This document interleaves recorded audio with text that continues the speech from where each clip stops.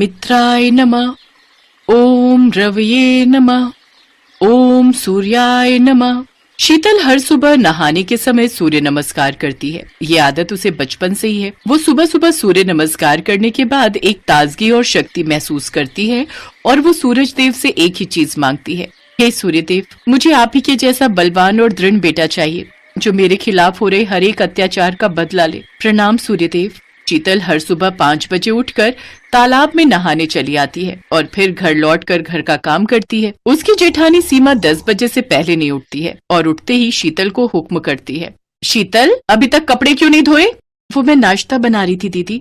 तो क्या हुआ, एक साथ एक ही काम करोगी तो कैसे चलेगा? एक साथ कोई कितना काम कर सकता है दीदी, 10 हाथ नहीं है मेरे। सुनो, इस घर में रहना है तो 2 हाथों से ही 10 हाथों वाला काम करना होगा, नहीं तो निकाल दिए जाओगे यहाँ से। शीतल की शादी इस घर में इसीलिए हुई थी। बचपन से गरीब घर में बड़ी हुई शीतल के लिए यही बड़ी बात थी। शीतल की शादी अरुण के साथ हो गई और ससुराल आने के बाद उसे पता चला कि उसकी जेठानी बांझ है। शादी के 5 साल बाद भी वो मां नहीं बन पाई। इस बात को लेकर वो दुखी है, लेकिन वो बहुत अमीर घर की है, इसीलिए कोई उनसे इस बारे में बात भी नहीं करता है। लेकिन अंदर ही अंदर सीमा इस बात से बहुत परेशान थी। खासकर अरुण और शीतल की शादी के बाद से तो सीमा और भी डरी डरी रहने लगी। देवर जी की शादी हो गई है, अब अगर शीतल माँ बन गई तो इस घर में मेरी कोई इज्जत नहीं रह जाएगी। मुझे ही कुछ करना होगा, ऐसा कुछ जिससे शीतल कभी माँ ही न बन पाए। सीमा बहुत परेशान थी और परेशानी के साथ साथ इंसान में गुस्सा भी आता है। सीमा को भी शीतल पर बहुत गुस्सा आने लगा। वो बात बात पर शीतल पर गुस्सा उतारने लगी। ऐ शीतल, इस घर की असली बहू मैं हूँ, समझ गई? सिर्फ मैं, तुम सिर्फ मुफ्त की काम वाली बाई हो, तो औकात में रहना। मैं जब चाहूँ तुम्हें इस घर से निकाल सकती हूँ, याद रखना। सीमा ने साफ साफ शीतल को धमका दिया।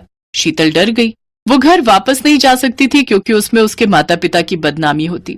शीतल चुपचाप घर का सारा काम करने लगी। वो बस हर सुबह सूर्यदेव से एक बेटा मांगती रहती है। शीतल का पति रमेश भी शीतल से प्यार नहीं करता है। रमेश की माँ बिमला दिल की अच्छी है। बिमला ने शीतल को पसंद किया था और अपनी माँ की बात मानकर रमेश ने भी शादी कर ली। बिमला जानती थी कि उसकी बड़ी बहू बांझ है, उसे अपने घर के लिए एक वारिस चाहिए था, इसीलिए बिमला अपनी छोटी बहू का साइड भी लेती थी। लेकिन शादी के 1 साल के अंदर बिमला की मौत हो गई। उसके बाद शीतल पर और ज्यादा खतरा मंडराने लगा। एक दिन रमेश काम के सिलसिले में कुछ दिनों के लिए बाहर गया और शीतल को उल्टी आ गई। अरे, मुझे उल्टी क्यों आ रही है? मैंने तो कुछ उल्टा सीधा नहीं खाया है। मुझे जिसका डर था वही हुआ। मुझे लगता है ये शीतल माँ बनने वाली है। एक बार ये भिखारी की बच्ची माँ बन गई, फिर ये मेरे सिर पर चढ़कर नाचेगी। मैं ये नहीं होने दे सकती। ये बात देवर जी को पता नहीं चलनी चाहिए। घर में सिर्फ शीतल और सीमा थी। सीमा ने उसी चीज का फायदा उठाया। सीमा ने एक आदमी को कॉल किया और पैसों के बदले उस आदमी को एक काम करने के लिए कहा। थोड़ी देर में वो आदमी घर आया और चिल्लाने लगा, अरे शीतल है क्या? शीतल! शीतल घबराकर बाहर आई और बोली, क्या बात है? मैं ही शीतल हूँ। अरे मैं तुम्हारे गांव से आ रहा हूँ। तुम्हारी माँ की तबीयत बहुत खराब है, वो तुम्हें बुला रही है, चलो मेरे साथ। मेरी माँ? क्या हुआ मेरी माँ को? और तुम्हें तो कभी गाँव में देखा नहीं। अरे मैं बाहर था। तुम्हें बातें ही करनी है या माँ के पास भी जाना है? मरने की कगार पर है वो। अरे अरे चलो चलो, क्या हुआ मेरी माँ को? माँ, मैं आ रही हूँ माँ। शीतल बहुत इमोशनल थी। अपनी माँ के बारे में सुनकर उसने उस आदमी पर विश्वास कर लिया और वो उस आदमी के साथ निकल गई। और बीच रास्ते उस आदमी ने शीतल को पीछे से चाकू मारा और शीतल गिर पड़ी। उस आदमी ने शीतल को उठाकर झाड़ियों में फेंक दिया। हो गया काम तमाम। वो आदमी सीमा के पास गया और पैसे ले लिए, लेकिन शीतल मरी नहीं। कुछ देर बाद शीतल को होश आया और वो मदद के लिए चिल्लाने लगी, मेरी मदद करो, कोई है यहाँ? लेकिन रास्ता बड़ा सुनसान था। 2-3 घंटे बीत गए लेकिन वहाँ कोई नहीं आया। उधर रमेश घर लौटा और अपनी भाभी से शीतल के बारे में पूछा। भाभी ने कहा, भाग गई वो किसी आदमी के साथ। मुझे तो पहले से ही शक था, बदतमीज है वो लड़की। आसपास के सभी ने उसे किसी आदमी के साथ भागते हुए देखा है, चाहे तो पूछ लो। रमेश ने आसपास के लोगों से पूछा और लोगों ने तो सच में शीतल को भागते हुए देखा था।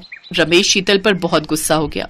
सीमा ने अच्छा जाल बुन लिया था, लेकिन उसे नहीं पता था कि भगवान का वार अंत में होता है और तब पापियों का सब कुछ बिखर जाता है। उधर बहुत देर बाद रास्ते पर एक बूढ़ा आदमी गाड़ी लेकर आया। बूढ़े आदमी ने शीतल को ढूंढ कर निकाला और उसे गाड़ी में बिठाकर अपने घर लेकर चला गया। वो आदमी बहुत ज्यादा अमीर था, लेकिन उसकी कोई संतान नहीं थी। उन्होंने डॉक्टर को बुलाकर शीतल का इलाज करवाया और उससे पता चला कि शीतल 1 नहीं 2 नहीं बल्कि 5-5 बेटों को जन्म देने वाली है। ये सुनकर शीतल भी खुश हुई। 5-5 बेटे? हे सूर्यदेव, आपका बहुत बहुत धन्यवाद। शीतल उसी बूढ़े आदमी के घर में रहने लगी। वहीं पर उसने अपने 5 बेटों को जन्म दिया। सारे बच्चे उस बूढ़े आदमी को दादाजी दादाजी कहकर बुलाने लगे। शीतल बेटी, मेरी कोई बेटी नहीं है। तुम्हें पाकर मैं बहुत खुश हूँ। तुम्हारे बेटों में एक अलग ऊर्जा है। देखना, ये 5 बच्चे एक ना एक दिन तुम्हारे सारे दुख मिटा देंगे। मुझे पता है, इन 5 के ऊपर स्वयं सूर्यदेव का हाथ है। 5 बच्चे बड़े होने लगे। शीतल ने उन 5 को सिखाया कि अगर कोई मुश्किल में है तो तुम लोग हमेशा उसकी मदद करना। ठीक है माँ। वो सब 5 साल के हो गए और स्कूल से लौटते वक्त उन्होंने एक आदमी को भीख मांगते हुए देखा। ये वही आदमी था जिसने सीमा से पैसे लेकर शीतल को मारने की कोशिश की थी।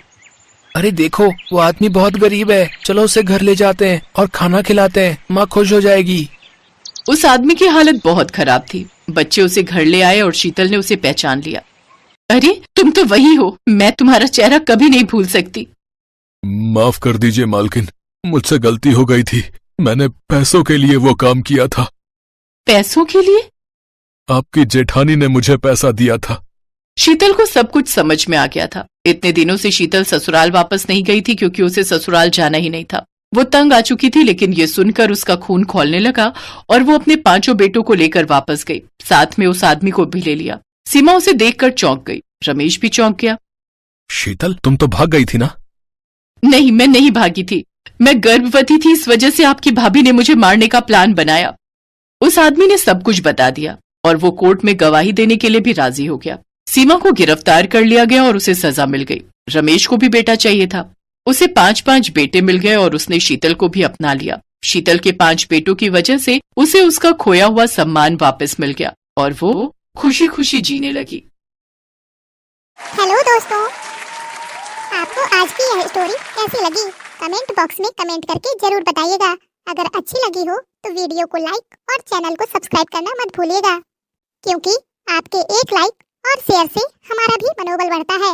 आपने वीडियो को अंत तक देखा, उसके लिए आप सभी का बहुत बहुत धन्यवाद। तो चलिए फिर मिलेंगे आपसे नेक्स्ट वीडियो में। तब तक के लिए खुश रहिए, अपना ख्याल रखिए और दूसरों को प्यार बांटिए।